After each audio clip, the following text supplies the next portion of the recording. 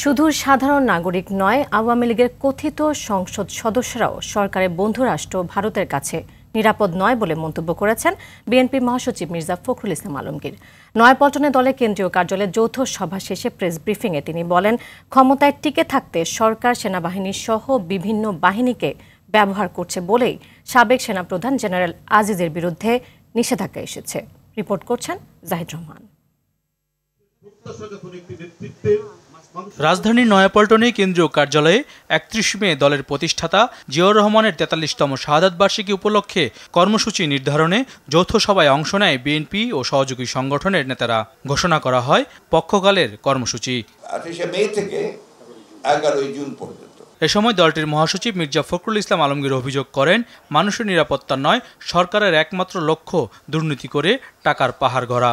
তাদের তথাকথিত সংসদ সদস্য বিদেশে গিয়ে নিখোঁজ হয়ে গেলেন, তার কোনো খবর তারা দিতে পারলেন না পারলেন বাংলাদেশ সরকার, না পারলেন বন্ধু রাষ্ট্র তাদের ভারত। তো আমরা কি মনে করব যে এটার একমাত্র লক্ষ্য হচ্ছে দুর্নীতি করা, টাকার পাহাড় তৈরি করা, বিদেশে পাঠানো।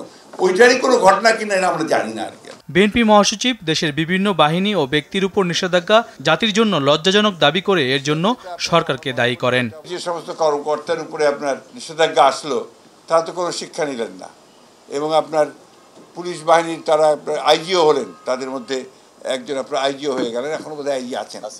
তো ওটা কতটুকু ইম্প্যাক্ট প্রভাব এদের উপরে পড়ে এটা আমার ধারণা নাই। তাদের ক্ষমতায় থাকাটাকে চূড়ান্ত করবার লক্ষ্যে তারা এই বাহিনীগুলোকে এইভাবে ব্যবহার করে। দায়ী সম্পূর্ণভাবে এই শাসক গোষ্ঠী সরকার, তারাই তাদেরকে কাজে ব্যবহার করেছে।